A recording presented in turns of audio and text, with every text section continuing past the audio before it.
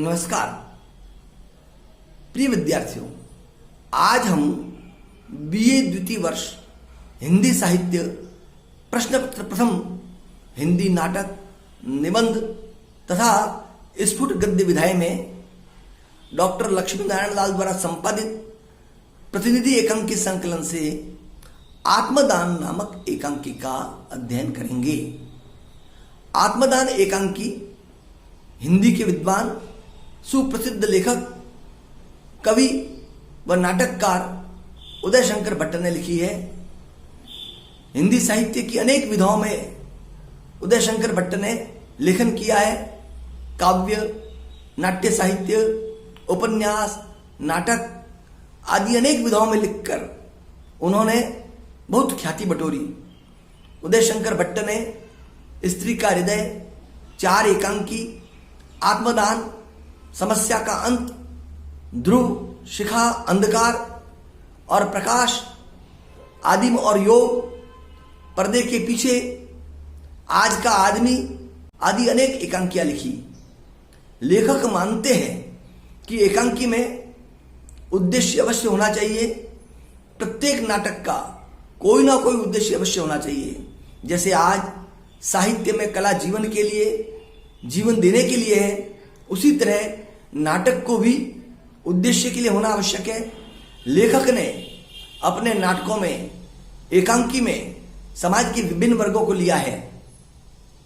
श्री उदय शंकर भट्ट द्वारा लिखित एकांकी आत्मदान एक सामाजिक समस्या प्रधान एकांकी है। इस एकांकी में लेखक ने बताया है कि समर्पण में ही जीवन का सुख एवं कल्याण है।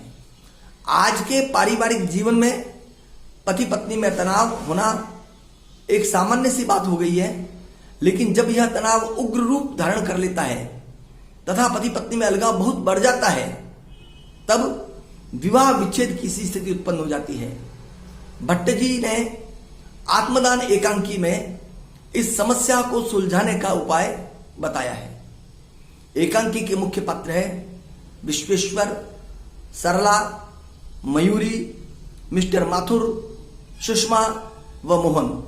विश्वेश्वर जो कि रईस है, एक मिल का मालिक है।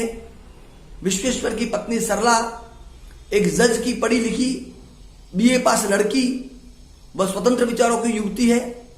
उसे क्लब जाना, सखी सहेलियों के साथ दिन भर घूमना, पुरुषों के साथ टेनिस खेलना अच्छा लगता है।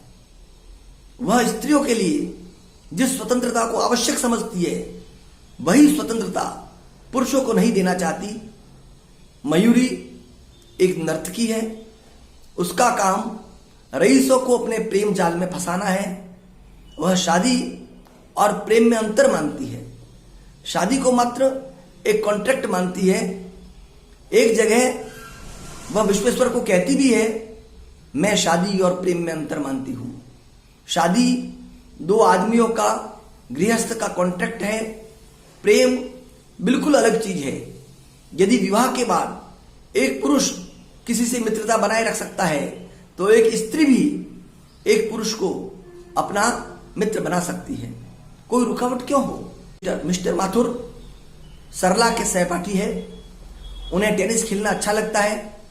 सरला उन्हीं के साथ खेलती है। एकांकी में एक महत्वपूर्ण पात्र है प्रोफेसर की पत्नी सुषमा, जो सरला की सखी और उसकी पड़ोसन है। सुषमा भी सुशिक्षित है। वह थीसिस लिख रही है, लेकिन अपने पति को दिन रात किताब में खोया देखकर थीसिस को भूलकर उनकी सहायता में लगी रहती है। मोहन विश्वेश्वर और सरला के घर का नौकर है। उसका काम अपने मालिक और मालकिन के आदेश की पालना करना मात्र है। विश्वेश्वर और सरला में तनाव का परिणाम यह होता है कि सरला तो अपने सहपाठी रह चुके माथुर की ओर आकर्षित होने लगती है। दूसरी तरफ विश्वेश्वर मयूरी नाम की एक लड़की की ओर आकर्षित हो जाता है। मिस्टर माथुर के प्रति सरला के खिंचाव से और मयूरी के प्रति विश्वेश्वर के खिंचाव से पति पत्नी के बीच अलगाव और तनाव बढ़ जाता है। विश्वेश्वर और सरला की पारस्परिक कलह और तनाव का फायदा मयूरी और मिस्टर माथुर उठाने की कोशिश करते हैं। मयूरी विश्वेश्वर को अपने साथ नृत्य के लिए आमंत्रित करती है। दूसरी तरफ मिस्टर माथुर एक सप्ताह के लिए सरला को अपने साथ शिमला घूमने का लालच देता है। वह सरला से कहता है, मनुष्य का जीवन दुख भोगने के लिए नहीं है। मनुष्य को सुख पाने का अधिक से अधिक प्रयत्न करना चाहिए। मैं परलोक में विश्वास नहीं करता, वह ढोंग है। हमारा जीवन सौंदर्य ज्ञान की पिपासा को शांत करने के लिए है। जैसे फूल के खिलने का उपयोग है सुगंध, सुंदरता बांटना, ठीक इसी तरह सौंदर्य का पालन करना हमारे जीवन का उपयोग है। एक दिन मयूरी को अपने घर में विश्वेश्वर के साथ देखकर सरला उसे खूब खरी खोटी सुनाती है। रुष्ट होकर विश्वेश्वर मयूरी के साथ नृत्य करने के लिए घर छोड़कर चला जाता है। मयूरी उसे होटल में खूब शराब पिलाकर लूट लेती है। मयूरी के साथ विश्वेश्वर के जाने से सरला दुखी होती है। इसी बीच उसकी पड़ोसन सुषमा अपने पति प्रोफेसर साहब के सिर में दर्द होने के कारण बाम लेने के लिए सरला के पास आती है। सरला उसे अपनी दुख भरी कहानी सुनाती है और कहती है, मेरा तो जीवन भार हो गया है बहन, दिन रात चकचक रहती है, मुझे तो कोई सुख नहीं है। चाहती हूं किसी तरह इस संसार से छुटकारा पा जाऊं, तब शायद शांति मिले। सुषमा उसे समझाती है और कहती है, प्रेम समर्पण चाहता है। समर्पण में केवल आत्मदान ही नहीं, इच्छा गति भी है। तुम पति को वह नहीं दे सकी जो वे चाहते थे। तुम्हारा पढ़ा लिखा होना, सुंदर होना गौण है, वहां तो केवल समर्पण चाहिए। वह यह भी कहती है, तुमने निष्काम होकर दिया ही नहीं, जो कुछ दिया उनमें से बहुत कुछ अपने व्यक्तित्व के लिए, अपने अभिमान के लिए, अपने सौंदर्य की गर्व के लिए रख दिया। इसलिए वह तुम्हारा दान, वह समर्पण अधूरा है। निश्चित है जितना दोगी उतना ही मिलेगा। सुषमा अपने वैवाहिक जीवन का आदर्श प्रस्तुत करते हुए कहती है, मेरे ही विवाह करो आज 7 वर्ष होने आए। मैंने कभी उनके सामने अपने व्यक्तित्व का दावा नहीं किया।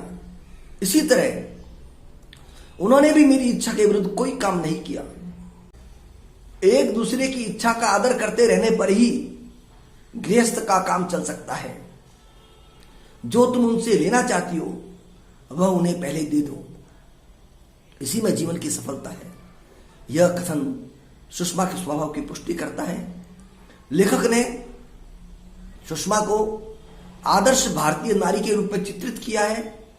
सरला स्वच्छंदता प्रिय आधुनिक नारी का, तो सुषमा भारतीय आदर्श पतिव्रता नारी का प्रतिनिधित्व करती है। एकांकी का अंत सुखद होता है जब सुषमा की सीख से सरला और मयूरी के धोखे से विश्वेश्वर की आंखें खुल जाती है। दोनों अपनी अपनी भूल पर पछताते हैं। सरला कहती है, मुझे मालूम हो गया है, मेरे अभिमान के मद में मूर्छा थी, विष था, मरण का संकेत था। मैंने आज जीवन का तरल मादक स्वच्छ रस प्राप्त किया है। नाथ, मेरी आंखें खुल गई है।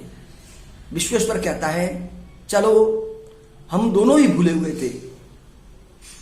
आत्मदान एकांकी का प्रतिपाद्य यही है कि पति पत्नी दोनों निष्काम भाव से एक दूसरे की भावनाओं का सम्मान करें, परस्पर विश्वास रखें तथा अभिमान व अहंकार से दूर होकर जीवन को उल्लासमय बनावे।